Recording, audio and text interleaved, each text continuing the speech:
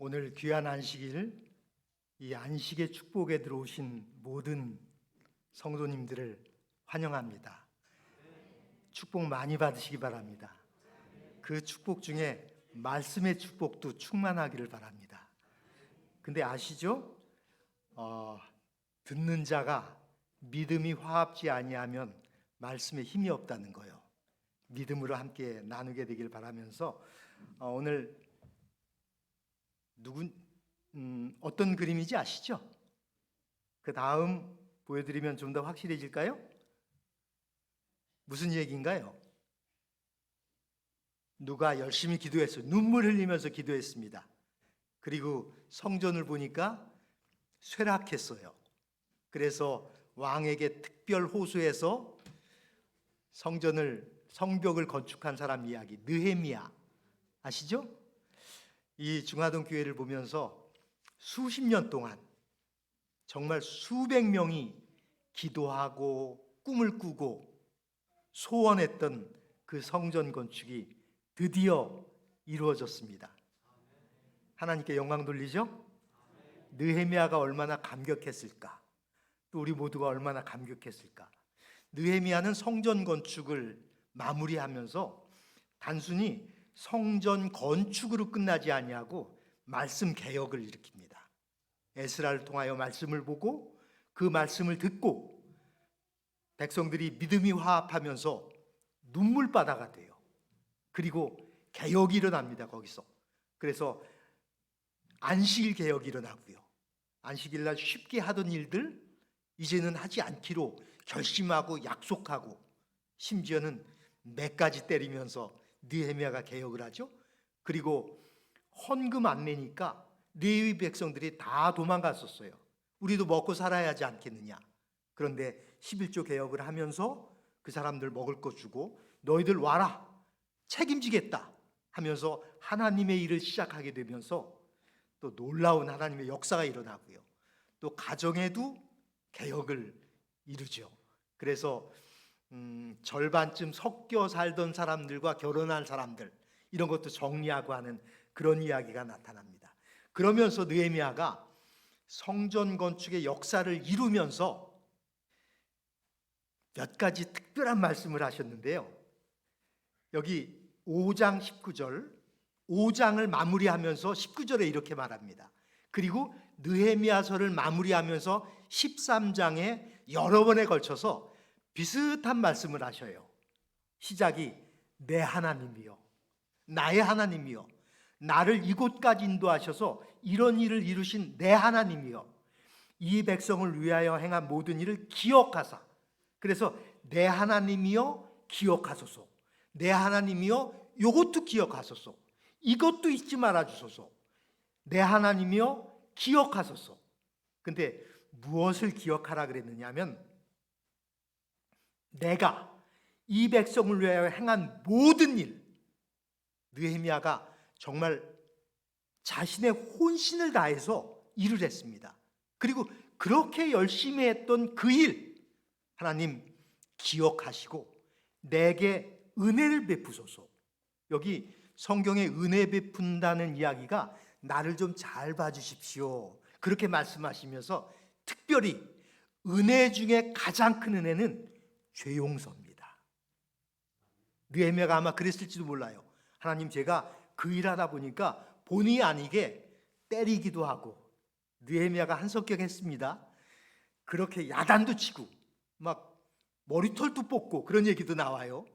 그래서 그렇게 했던 것들 불편하게 했던 것들 그런 것 또 내 개인적으로 잘못된 것들 다 용서해 주시고 이 성전 이제 새 성전 들어오시면서 하나님 내가 이제까지 헌신했던 것 또 기도했던 것 노력했던 것 잊지 말아 주시고 기억해 주시고 내게 은혜를 베풀어 주시옵소서 요기도 하시기 바랍니다.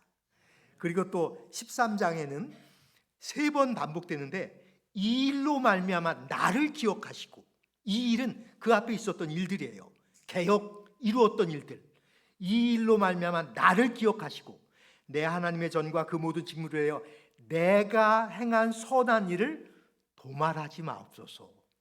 성경에 도말이라는 말은요, 씻어버리는 거예요. 글씨로 써 있는데 그걸 씻어버리는 것입니다. 없었던 일로 해버리는 거예요. 하나님, 제가 이제까지 열심히 했습니다. 최선을 다했습니다. 그렇게 일한 것을 잊지 말아 주시고 기념책에 기록해 주시고, 이런 표현이에요. 도말하지 마시라고. 적어도 우리 마음속에는 성전과 관련된 아름다운 일이 추억으로 남아 있습니다. 하나님, 그 추억 잊혀지지 않도록 도와주시고, 혹시 내가 멀리 떠날다 할지라도 그 추억 때문에 주님 앞에 다시 나올 수 있도록 기억해 주세요. 이 말씀입니다. 이 성전 건축하는데 고생 많이 하셨죠. 또 다른 데서 예배 드리면서 천덕꾸러기처럼 그런 일도 있었고요. 또 원치 않지만 사람들에게 불편한 얘기도 했고 아쉬운 얘기도 했고, 이런 것들 다 아름다운 추억으로 남아있을 것입니다. 하나님, 그 추억 잊지 말아 주시고 내 마음속에 있는 그 추억 하늘까지 갈 수 있도록 도와주세요. 그런 마음이시죠? 그리고 느헤미야가 또 이야기합니다.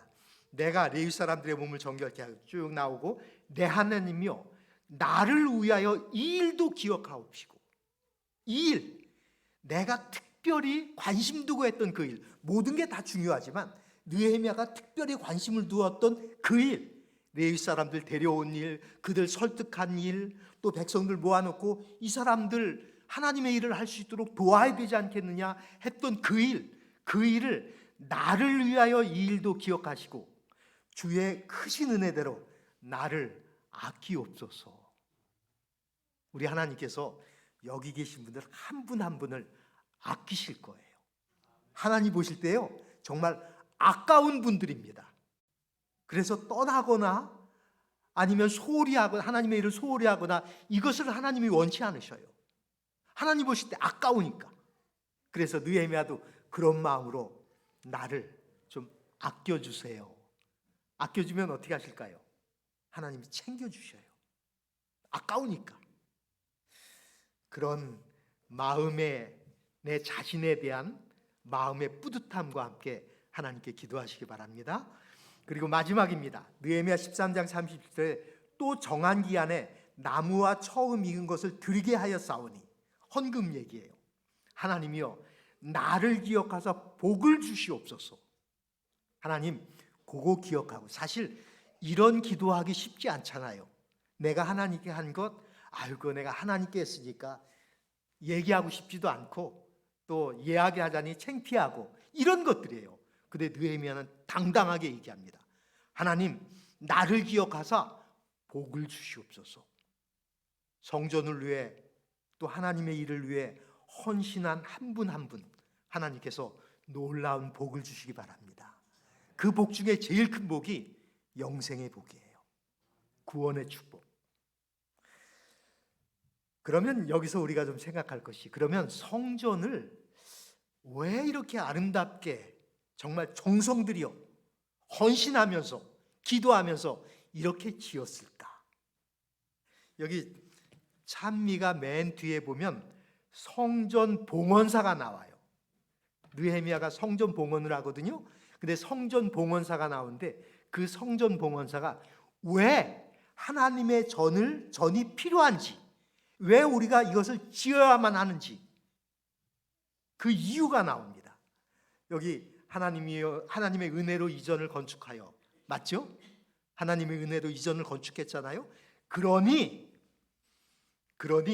하나님, 이러이러한 목적을 위해서 우리가 이 전을 드리나이다. 봉헌할 때 이 교독하는 것입니다. 근데 어떤 것들이 있냐면, 첫 번째로 기도와 찬미와 예배로 하나님의 말씀을 전하고 가르치며 거룩한 예식을 행하도록 기도하고, 하나님의 성전에서 드리는 기도는, 또 함께 드리는 기도는 힘이 있죠. 또 찬미하고 예배드리고 또 하나님의 말씀을 전하고 전도하기 위해서 또 예식도 하고 이런 걸 위해서 필요하단 말입니다. 그 다음에 또 슬퍼하던 자들을 위로하고 또 시험받는 자들에게 힘을 주며 격려하기 위해서, 그들이 의로운 삶을 살 수 있도록, 우리 성도님들로 하여금 갖추어질 수 있도록, 바울의 표현처럼 선한 일을 행하도록 갖추어질 수 있도록 하기 위하여 이 성전이 필요합니다. 그래서 여기도 보니까 제자 훈련도 있고 또 소그룹 모임도 있고 다양한 활동들이 이곳에서 이루어지는 거예요. 슬퍼하는 사람들 기도로 위로해주고 이런 일들을 위하여. 그 다음에 가족의 성별과 청소년의 지도, 이것도 나와요. 청소년 문제도 소홀할 수 없습니다. 가족들을 특별히 하나님 앞에 성별되도록, 하늘을 위해서 준비되도록, 그리고 이 세상 죄악의 방파제가 이 교회가 돼야 돼요. 그래서 교회가 세상의 어떤 것을 따라가기보다 오히려 세상으로부터 몰려드는 죄악의 물결에 방파제가 돼서 우리 성도님들과 하나님을 섬기는 사람들을 보호하도록 이 성전이 필요하다는 것입니다. 그리고 도움이 요구되는 사람들 돕고 구제하고 안식일을 옹호하고 재림을 촉진시키기 위해서, 그리고 하나님의 구원의 잔을 맛보고 감사의 표라, 여기서 교회에서 이루어지는 일들을 통하여 구원을 맛봐야 돼요. 이게 구원이구나, 구원의 기쁨이 이거구나, 하늘나라 가면 이럴 것 같구나, 이런 것들을 맛볼 수 있도록, 또 감사의 표와 예물을 이 교회가 우리의 마음의 감사와 또 한편으로는 우리가 드린 예물의 표로서 이 전을 드리는 거예요. 이런 목적이라 그랬습니다. 그래서 여기서 뭉뚱그리면 교회에서 이루어지는 모든 일, 그 가운데 가장 중요한 나와 다른 사람들의 구원을 위한, 다른 표현으로 하면 전도입니다. 그래서 제가 중화동교회 입당과 관련된 기사들을 쭉 보니까 우리 목사님이 또 하신 말씀들도 있고요. 그래서 새롭게 시작한다, 새롭게 교회에 주신 본질적인 그 일을 위하여 새롭게 시작한다, 이런 표현들이 나오더라고요. 정말 그런 일이 이루어져야 됩니다. 그것이 바로 전도입니다. 보니까 또 이제 전도회가 계속되고 시작하는 시간이기 때문에 제가 전도와 관련된 얘기를 좀 드리려고요. 하나님의 사랑이 얼마나 클까? 하나님의 사랑이 얼마나 클까? 아이들한테 물어보면 하늘 땅 이만큼. 이게 점점 자라죠? 그만큼 커요. 한마디로 표현하면 구원하기에 충분할 만큼, 누구라도, 하나님의 사랑은요, 누구라도 구원하기에 충분할 만큼 큽니다. 넉넉합니다. 구원받지 못할 사람은 아무도 없다라는 사실을 하나님의 사랑에 나타난 십자가에서 보여주셨잖아요. 그래서 하나님의 사랑은 구원하기에 충분할 만큼이다. 넉넉해요. 그러면 하나님께서 우리를 구원하신데 구원의 방법은 어떨까? 구원의 방법은 시대와 환경과 여건에 따라 하나님의 구원의 방법이 다 달랐습니다. 예를 들어 보면 아담과 하와가 범죄했을 때 그 죄로부터 구원하는 방법은 양을 죽여서 가죽옷을 입히는 거였어요. 그 다음에 노아 홍수 때는 구원의 방법이 방주를 만드는 것입니다. 그리고 애굽에서의 구원은 출애굽이었어요. 가나안 땅에서는 사사들을 통하여 구원을 했습니다. 다 달랐어요. 사사들의 활동도 다르고 여건도 다르고, 또 왕을 통하여 했고요. 다양한 상황만큼 다양한 방법이 있었습니다. 정리하면 이렇게 될지 모르겠어요. 쭉 이렇게 다양했어요. 예수님께서 직접 오셔서 구원하셨죠. 그리고 예수님 떠나신 다음에 그 구원의 일을 제자들에게 맡기십니다. 마테마가 쭉 나가죠. 제자들 그렇게 맡기셨어요. 그래서 하나님께서는 구원의 방법이 있고 그 구원의 방법에 필요한 사람이 있었어요. 언제나 그러셨습니다. 언제나 방법이 있었고 그 방법에 딱 맞는 사람이 있었어요. 사람을 부르셨습니다. 그 사람을 일컬어 하나님의 동역자다, 이렇게 이야기합니다. 방법과 사람 잊지 말아 주시고요. 여기서 궁금한 거 하나. 노아 당시에는 방주를 만들었어요. 그래서 그 방주에 들어오는 사람은 구원을 받았습니다. 그 사람이 노아예요. 노아가 만들었습니다. 여기서 질문. 만약에 노아가 방주 만드는 일을 감당하지 못하거나 못하겠다고 그랬다면 하나님께서 노아라는 사람을 바꾸셨을까? 아니면 방주라는 방법을 바꾸셔서 노아가 할 수 있는 다른 일을 했을까? 어떻게 생각하세요? 제가 목회 처음에 나올 때부터 고민했던 문제였습니다. 그리고 설교도 종종 했고요. 다시 질문드립니다. 출애굽에 모세를 부르시죠? 그래서 모세가 움직이기 전에는 출애굽에 한 발자국도 못 나갔어요. 모세 설득하는 일에 하나님 전력을 다하십니다. 그리고 모세가 가서 애굽 왕을 만나면서 시작되거든요. 그렇다면 만약 모세가, 똑같은 질문입니다. 만약 모세가 출애굽을 감당치 못하였거나 끝까지 거절했다면 모세라는 사람을 바꾸셨을까? 방법을 그대로 놔두고. 아니면 출애굽이라는 방법을 바꿨을까? 여기 나오죠.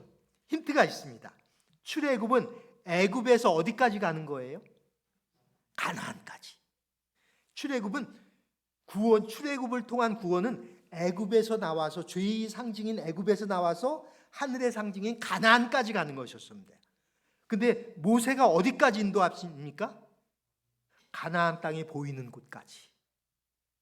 그 다음에 어떻게 합니까? 모세가 사실은 본인도 자기가 가나안까지 가고 싶어 했어요. 부조와 선지자에 보면 그런 모습들이 나옵니다. 근데 모세가 부족함을 보였어요. 그래서 그걸 감당을 못할 정도 됐습니다. 그럴 때 하나님께서 모세를 바꾸십니다. 누구로요? 여호수아. 답이 됐죠. 하나님께서는요, 방법을 놔두고 사람을 바꾸셔요. 사람을. 종종 나옵니다, 그런 얘기들이요. 여기서 또 한 가지 질문이요. 하나님께서는 방법을 정하시고 사람을 부르십니다. 그리고 그 사람을 통해서 일을 하셔요. 또 한 가지 질문이요. 마지막 시대에 주신 하나님의 방법은 무엇일까? 그리고 사람은 누굴까? 예수님 이유는 예수님의 제자들이에요. 그 예수님의 제자들, 마태복음 28장에 보면 예수님 승천하실 때 감람산에 모였잖아요. 그때 모여있을 때 저들 가운데 아직도 의심하는 자가 있더라 이랬어요. 근데 그 의심하는 자를 포함해서 그들에게 예수님께서는 하늘과 땅의 권세를 너희에게 주노니 가서 너희라 그랬어요. 그 사람 포함해서. 방법은 제자 훈련이었습니다. 그래서 그들에게 제자를 삼아서 또 다른 제자 삼고 이렇게 하도록 했습니다. 아직도 의심하는 사람 포함해서요. 그 가운데 물론 가룟 유다는 바뀌었죠. 마띠아로 바뀌잖아요, 나중에. 그래서 예수님의 제자라는 방법을 그대로 두고 거기에 감당 못하는 가룟 유다는 바꿉니다. 그리고 그 방법은 그대로 가요. 그렇다면 마지막 시대에 주신 하나님의 방법은 무엇일까? 그리고 사람은 무엇일까? 누굴까? 이걸 보려면 우리가 계시록 12장, 우리 이거 여러 차례에서 잘 아는 내용입니다. 계시록 12장은 용은 옛뱀 곧 마귀, 사탄이라고 하는 용입니다. 옛뱀, 에덴 동산의 뱀, 사탄. 그 다음에 용의 세력과 미가엘의 싸움입니다. 미가엘은 영어로 마이클 그러죠. 미가엘의 뜻은 용이, 루스벨이 하나님을 대적해서 비기려고 하니까 미가엘의 뜻은 누가 감히 하나님과 대적하겠는가? 누가 하나님과 비기겠는가? 그래서 하나님의 세력을 상징합니다. 그래서 용의 세력과 하나님의 세력의 싸움이 계시록 12장에 나옵니다. 이게 계시록 12장이에요. 잘 안 보이죠? 그래서 이걸 순서대로 다시 정리를 하면 첫 번째, 하늘에서 전쟁이 있습니다. 그래서 미가엘과 그의 사자들, 용과 그의 사자들이 싸우죠. 누가 이깁니까? 미가엘과 그의 사자들이 이기자 용과 그의 사자들이 땅으로 쫓김을 당합니다. 하늘 천사 3분의 1이 쫓겨나가죠. 우린 그 내용은 잘 압니다. 그 다음에 두 번째 싸움이 해를 옷 입은 한 여자, 그 여자가 아이를 베죠. 그래서 그 아이가 누구냐면 장차 철장으로 만국을 다스릴 남자 예수 그리스도입니다. 그래서 이 용이 하늘에서 쫓김을 보고 이를 갈죠. 그리고 이 여자가 아이를 낳으면 이 아이를 삼키려고, 죽이려고 기다리고 있습니다. 그리고 싸워요. 그게 시대의 소망에는 사탄이 어떻게 예수님을 유혹했던가 하는 부분으로 나오고, 마지막에 사탄이 나중에 안 되니까 백성들을 격동시켜서 흥분시켜서 십자가에 못 박는 그런 선고를 빌라도로 하여금 내리도록 하고 막 흥분한 상태로 그렇게 돼서 십자가에 예수님을 죽이죠. 그때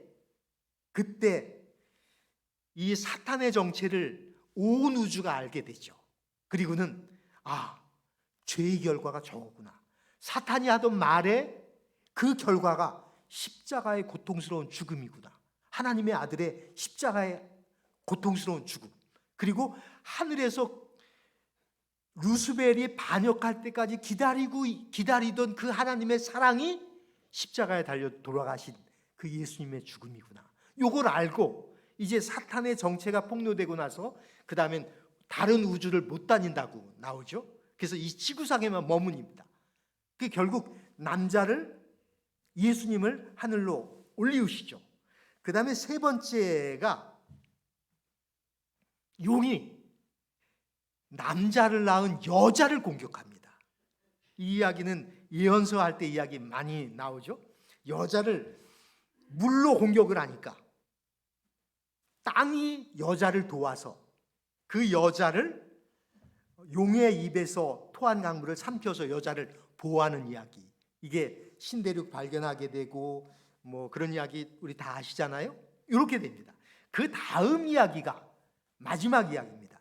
이제 용이 처음에는 하늘에서 대적했다가 예수님과 싸우다가 예수님을 낳은 교회를 향하여 공격하다가 이 교회가 신대륙을 발견해서 거기서 또 다른 신앙을 시작하니까 이제 여기서 끝내고 마지막 대전을 하는데, 그게 계시록 12장 17절.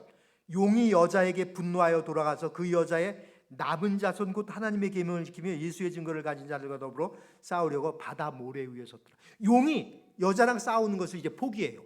싸울 수가 없어요. 싸울 이유도 없습니다. 그렇게 포기하고 이제 여자의 남은 자손, 렘난트죠. 여자의 남은 자손하고 싸우려고 바다 모래 위에 서 있습니다. 이걸 정리를 해보면 이렇게 되죠. 결과는 아직 모르겠어요. 용과 여자의 남은 자손의 싸움은. 근데 여기서 궁금한 게 있죠. 용이 하늘에서 싸워서 쫓겨난 것, 결과가 있어요. 용이 예수님을 공격하다가 예수님이 하늘로 승천합니다. 결과가 그렇게 끝나요. 그 다음에 용이 남자를 낳은 여자를 공격합니다. 그런데 땅이 도와서 여기서 마무리가 돼요. 끝나지 않았습니다. 누가 지고 이기고가 아니에요. 근데 왜 여기서 용이 여자랑 싸우기를 포기했을까? 왜 여자는 그냥 놔두고 남은 무리하고 싸우려고 바다 모래 위에 섰을까? 왜 하필이면 여자는 이제 더 이상 싸우지 않고 남은 무리와만 싸우려고 할까? 여기 그 이유가 교회 증언 가려 뽑은 기별 2권 367쪽에 그렇게 나옵니다. 자칭 개신교 세계는 여자죠. 여자. 캐톨릭의 핍박을 받아서 명맥을 유지하다가 그 다음에 그 캐톨릭의 공격을 피해서 그 신내륙을 미국으로 넘어간 여자를 상징하는 그 교회, 이 교회에 그 교회가 종교 개혁을 일으키고 잘못된 것 지적하고 목숨 걸고 하나님을 섬기려고 하던 이 교회가 자칭 개신교 세계가 죄악의 사람과 동맹을 체결할 것이며 교회와 이 세상은 똑같은 부패상을 드러내 보일 것이다. 이게 그 이유예요. 그러니까 싸울 이유가 없는 것입니다. 조금만 달래면 자기 편이 되는 거예요. 이제는 싸움의 대상이 누구만 남느냐면 남은 무리, 남은 자손. 그가 누굽니까? 하나님의 계명과 예수의 증거를 가진 사람들. 제7일 안식일 예수재림 교회 직원 7권에 이렇게 말하죠. 제7일 안식일 예수재림 교인들은 세상과 구별된 하나님의 독특한 백성으로 선택되었다. 그분께서는 진리의 큰 칼로 그들을 세상의 채석장에서 잘라내어 당신 자신에게 연결시키셨다. 그러니까 우리가요, 가끔 그런 생각하죠. 왜 우리는 다른 교회하고 다를까? 왜 다른 교회는 11조 교회에서 쓰는데 아마 중화동 교회가 11조를 이 교회에서 썼다 그러면 재정적으로는 벌써 지입구도 남았을 거예요. 그렇죠? 그럴 때 왜 그럴까? 또 왜 우리 교회는 다른 교회와 다를까? 왜 독특할까? 좀 같아지면 어떨까? 근데 여기 그 이유가 나옵니다. 하나님의 진리의 큰 칼로 세상의 채석장에서 잘라내어 당신 자신에게 붙이셨기 때문에 다를 수밖에 없는 거예요. 그래서요, 우리가 혹시 이렇게 속상한 그런 일이 있다 할지라도, 신앙 때문에 또 다른 교회와 다르기 때문에 속상한 일이 있다 할지라도, 이것은 하나님의 백성으로서 내가 감당해야 되는, 또 할 수 있는 십자가다. 기쁨의 십자가의 증표다. 이렇게 생각하면 맞습니다. 그게 맞아요. 또 그렇게 사셔야 돼요. 우리가 그들과 똑같다 그러면은요, 용이 우리하고 싸울 이유가 없어요. 여자의 남은 자손하고 싸우려고 바다 모래 위에 설 이유가 전혀 없단 말입니다. 그래서 하나님께서 마지막 세상을 향해 세상을 구원하기 위한 방법은 바로 남은 무리예요. 남은 무리를 통해서 그들을 통하여 이 일을 성취하십니다. 마무리예요. 성경 예언의 신 다 뒤져보세요. 남은 무리가 실패하면 어떤 방법이 있다? 나옵니까? 없어요. 그냥 맡기셨어요. 우리에게. 제자들에게 뒷일을 맡기셨던 그 예수님께서 똑같은 우리에게 아직도 의심하는 자가 있고 아직도 부족하다고 느끼고 아직도 힘 있는 사람이 부럽고 이런 사람들에게 그 엄청난 일을 맡기셨어요. 그게 마지막 시대의 남은 무리의 사명입니다. 그리고 그 사명에 맞게, 그 방법에 맞게 부르심을 받은 사람들이 우리고, 문제는 우리의 인식 문제예요. 내가 아직도 아니라고 생각하기 때문에 그렇게 생각을 하는 것입니다. 모세가 출애굽에 모세만큼 적합한 사람이 없었어요. 자기 백성들을 사랑해서 애굽 사람을 죽이기까지 하잖아요. 이스라엘 백성들 괴롭힌다고. 그리고 왕의 교육받았죠.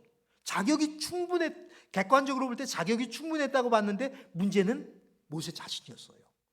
나는 부족합니다. 나는 입이 둔합니다. 나는 말을 잘 못합니다. 난 아직도 두렵습니다. 그래서 하나님께서 하신 일은 그 모세를 설득하는 일입니다. 모세를 고치는 일이에요. 모세를 출애굽의 지도자가 될 수 있도록 모세를 고치는 일 하나님께서 제일 먼저 하셨습니다. 지금도 마찬가지요. 여기 남은 무리의 분명한 사명이 나오는데요. 이 천국 복음이 모든 민족에게 증언되기 위하여 온 세상에 전파되리니 그 제약 끝이오리라. 이 세상의 끝은, 세상 종말은요, 다 이루어져도 복음이 온 세상에 전파되지 않으면 불가능하다. 그 복음 전파를 누가 하는가?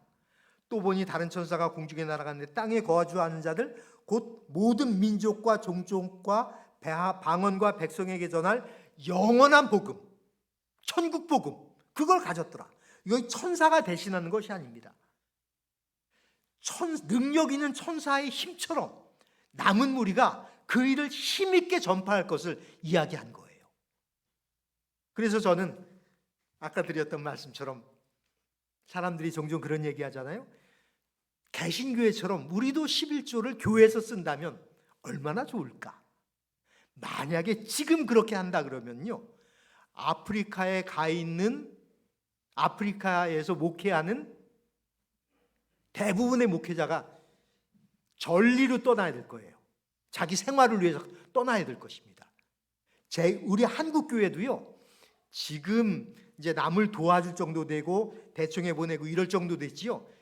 1980년대까지요, 한국 교회도 그때 비로소 자양합회가 됩니다. 자양이 된 거예요. 그 전까지는 허급액 받았어요. 다른 나라들이 11조를 통하여 대총회를 보낸 것을 지혜를 통하여 받아가지고 그것 가지고 봉급 주고 그렇게 했습니다. 그러니까 우리 교회는 한 교회가 우뚝 서기보다는 성경 말씀처럼 천국 복음을 모든 민족에게 전파하는 이 사명을 가진 거예요. 그걸 위해서는 이만큼 좋은 방법이 없단 말이에요. 지금 우리나라는 전도가 안 되고 막 그러는데 대청에 가면은요, 아프리카에서는 한 회기에 연합회가 몇 개씩 생겨요. 대단합니다. 아마 사람들이 이제는 대총에 아프리카 사람들이 휩쓸 거라고 그런 얘기를 해요. 몇백만 명이 몇 년 만에 1000만 명 막 이렇게 늘어나요. 놀랍니다. 아프리카뿐만이 아니고 우리가 낸 헌금들이 대총회를 통하여 보급되는 곳에 그렇게 복음 전파되는 거예요. 그렇게 빨리 마치는 것이 우리의 목적이기 때문에 그렇습니다. 여기 교회 재림교회 기초교리 거기에도 보면 세계적 교회는 그리스도를 진실히 믿는 모든 사람들로 구성되었지만 마지막 시대 즉 배도가 만연한 시대에 한 남은 자손이 하나님의 계명과 예수 믿음을 지키도록 불러냄을 받았다. 남은 자손이에요. 남은 무리. 그리고 우리 각자가 그 남은 무리에 해당하는 사람입니다. 방법은 남은 무리. 그리고 사람에 해당하는 것은 우리들이고요. 여기서 이제 문제가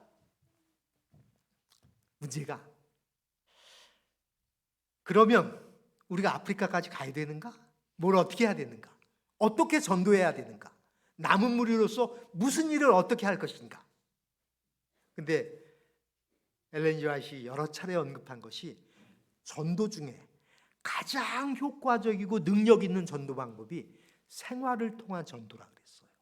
생활. 그래서 어떤 사람이 나를 보고 나의 삶을 보고 감동받아요. 근데 우리 재림교인들이요, 대부분 다른 사람들보다 삶이 훨씬 깨끗하고 정직해요. 그런데 우리 마음에 만족하지 못해서 그렇지, 우리 스스로 내가 이 정도는 안 되지, 그래서 그렇지 일반 개신교인들보다 훨씬 헌금 생활이나 이런 것들 비교해 보면요, 우리 기준으로 만족하지 못해서 그렇지 훨씬 낫습니다. 그럼에도 불구하고 나 같은 사람이 뭐 이렇게 생각해요. 근데 거기서 벗어나는 거예요. 그거 고치실 거죠. 하나님께서 용기 주실 거예요. 기드온도 미디안 백성이 무서워가지고 포도즙 틀에서 타작하던 사람이에요. 숨어서. 근데 하나님께서 기드온에게 가잖아요. 그래서 큰 용사에 그러잖아요. 모세도 마찬가지고요. 요나도 적합치 않다고 생각하고 의미가 없다고 생각해서 도망가던 사람, 하나님께서 쫓아가면서 고치셔요. 너 도망가면 안 된다. 이거 네 일이야.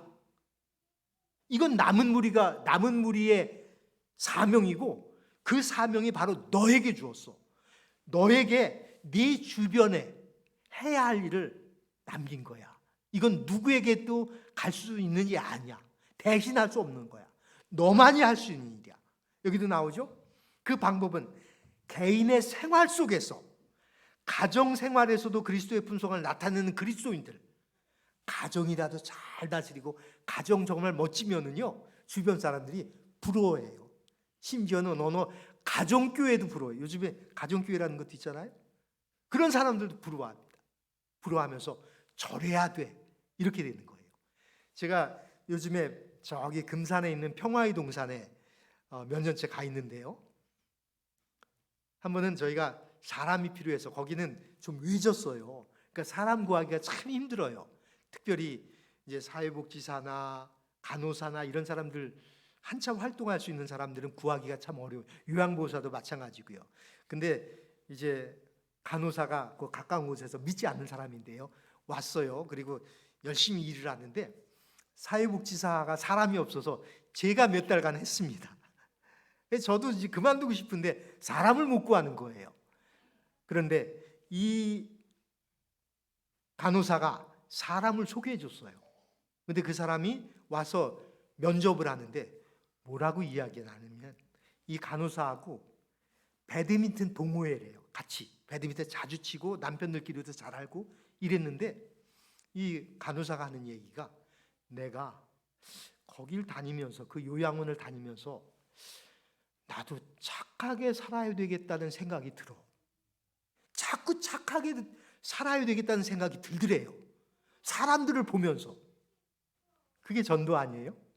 그러면서 이 사회복지사가 와가지고 저도 그렇게 그 사람이 그 보고 감동받는 것을 어떻게 살면 그렇게 되는지 한번 보고 싶다고. 그리고 살아보고 싶다고. 그렇게 왔어요. 몇 달째 일하는데요. 아주 적극적입니다. 안식일날 예배도 함께 드리고 막 그렇게 그 중에 한 분은 그 요즘에 많이 이야기하는 JMS 그 활동본부가 금산이거든요. 그래서 거기는 그런 사람이 많아요. 근데 거기 다니다가 이제 그만둔 사람이고 또 한 사람은 어머님이 여화증인 기여인이었대요. 근데 이런 분들이 이제 감동을 받습니다. 물론 저희 때문에 감동받는 것은 아니라고 생각되고요. 우리 어르신들, 또 다른 직원들 이런 분들을 통하여 감동을 받고 어떻게 하면 저렇게 살지 하는 것을 보고 싶은 거예요. 그것입니다. 그렇게 생활하는 사람은 하나님 앞에서 세계적으로 유명한 선교사나 순교자보다 오히려 더욱 귀한 자가 될 수 있다. 그래서요, 우리가 생활전도가 얼마나 귀한지 또 나의 삶이 얼마나 소중한지 알아야 돼요. 그리고 그렇게 살려고 노력을 해야 돼요. 우리는 어느 정도 하다가 안 되니까 해봐도 안 돼 하면서 포기합니다. 아니에요. 여기 우리 잘 아는 말씀이죠. 너희는 세상의 빛이라. 이같이 너희 빛이 사람 앞에 비치게 하여. 빛이에요, 빛. 우리가 빛이에요. 그래서 비춰줘야 돼요. 숨어서 하면 안 됩니다. 그들로 너희 착한 행실을 보고 하늘에 계신 너희 아버지께 영광을 돌리게 하라. 다른 표현으로 하면 그들이 너희들이 하는 그 착한 행실, 착한 마음, 생활 그걸 보고 아, 하나님 믿으니까 저렇구나. 요렇게 하라. 여기 잘 아시는 것처럼 여기 빛은 착한 행실이라고 그랬고 등불은 하나님의 말씀을 대표한다. 그리고 기름은 성령을 표현한다. 이 등에 빛이 타려면 기름이 있어야 되잖아요. 빛은 착한 행실이고요. 이 빛을 타게 하는 기름은 성령이라 그랬습니다. 품성, 성령을 통한 품성. 근데 이게 잘 안 되죠. 그래서 정상적으로는 우리의 생활의 빛이 이렇게 타야 다른 사람들에게 빛이 되는데 이게 쉽지 않아요. 또 내 마음에 들지 않아요. 이게 꺼진 등불입니다. 이 꺼진 등불의 옆에 심지를 보면은요, 이 등불이 기름 없이, 그러니까 성령을 통한 품성 없이 착한 행실만 하려고 노력하다 보면 기름은 없는데 빛만 계속 내려고 하다 보면 심지가 타요. 심지가. 그러면 끓음이 나죠. 심지가 타고 끓음이 나요. 그래서 끓음이 날 때, 이 그름이 날 때 왜 그름이 나는가 보면은 기름이 없어서 그래요. 또 한 가지는 기름이 가짜일 때. 속은 안 그런데 겉으로만 착하게 보이려고 노력해요. 예수님께서 제일 싫어하신 것 맞죠? 외식하는 자들아, 겉으로 장식하는 자들아, 회칠한 무덤, 겉에는 회가 멀쩡한데 속에는 시체가 썩어. 예수님께서 제일 싫어했잖아요. 그러면 예수님도 좋아하지 않으시고 나도 피곤해요. 얼마나 피곤합니까? 속으로는 그렇지 않은데 착한 척 하려고 하니까 얼마나 피곤해요. 여기 성령이 사람의 마음속에 역사하게 되고 이 역사를 당사자가 갈망하고 동의하게 될 때 새로운 품성이 심어지게 된다. 그들은 하나님을 알지도 못하고 아는 척만 하는 거예요. 하나님을 믿는 척만 하는 거예요. 나 하나님 이렇게 하는 거예요. 품성을 연구하지도 않고 하나님과 교제도 아니하고 그러므로 그들은 하나님을 의지할 줄도 모르고 하나님과 관계없이 착한 행실을 하는 거예요. 그 재림교인이니까, 이름으로, 장로니까, 집사니까, 목사니까, 그러니까 착한 행실을 하려고 노력을 하는 거예요. 그러다 보면 끓음이 나요.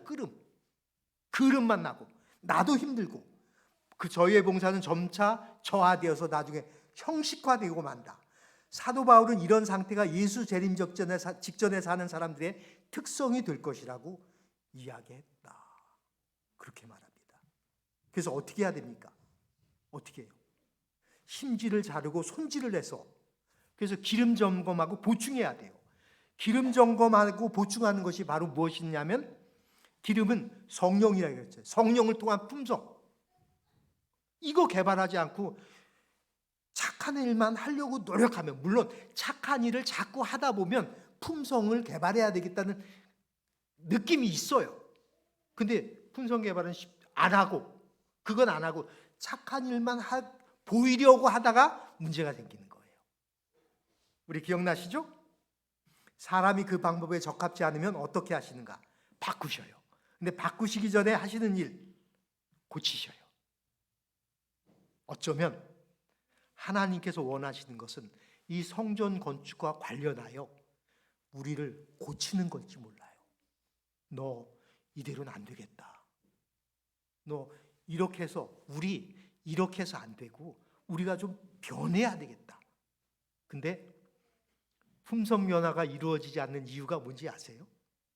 우리 품성 항상 부담되잖아요. 이루어지지 않는 이유 딱 한 가지입니다. 제일 중요한 이유, 절실함이 없어요. 간절하지 않아요. 사도행전에 보면요, 예수님의 제자들이 예수님께서 맡기신 일 갖고 자기를 보니까 이거 적합지 않은 거예요. 근데 그 일을 맡기고 예수님은 떠나셨잖아요. 해야 되잖아요. 그래서 다락방에 모여가지고 할 수 있는 일이 유일한 방법이 기도예요. 기도가 뭐였냐면 그 일에 적합하게 해달라고 기도했다고 합니다. 하나님의 일에 적합하게 해달라고 정말 간절히 기도했어요. 그거 안 하면 세상 망한다. 그거 안 하면 나의 삶도 의미가 없다. 그렇게 간절히 기도할 때 그들은 오순절에 다락방에서 성령을 받잖아요. 기름을 채우잖아요. 그리고 나가서 그 일을 하잖아요. 이 역사가 이루어져야 돼요. 그러기 위해서 우리가 고치심을 받아야 됩니다.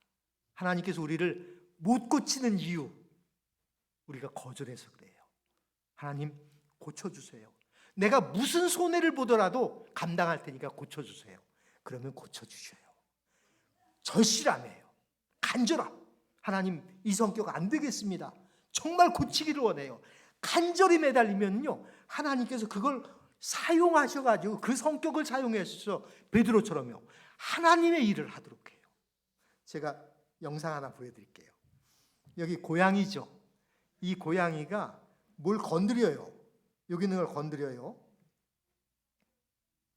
이걸 떨어뜨리려고 건드리니까 이 주인 아주머니가 건드리면 맞아.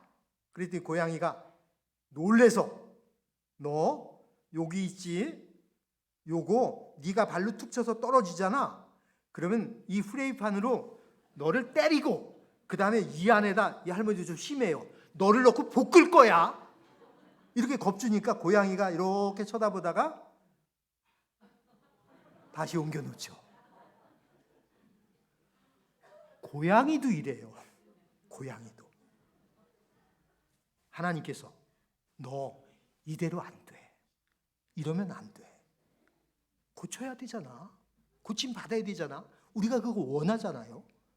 그러면 하나님을 나아가는 거예요. 받는다는 것은 잘못한 나의 어떤 것을 회개하고 처음 위치로 다시 시작하는 거예요. 그래서 느헤미야가 그랬던 것처럼, 또 하나님께서 원하시는 것처럼 이 성전 건축을 통하여 하나님께서 또 다른 시작을 위한 준비 넉넉하게 하게 되고 그 놀라운 역사를 이루게 되기를 바라면서 말씀을 드립니다.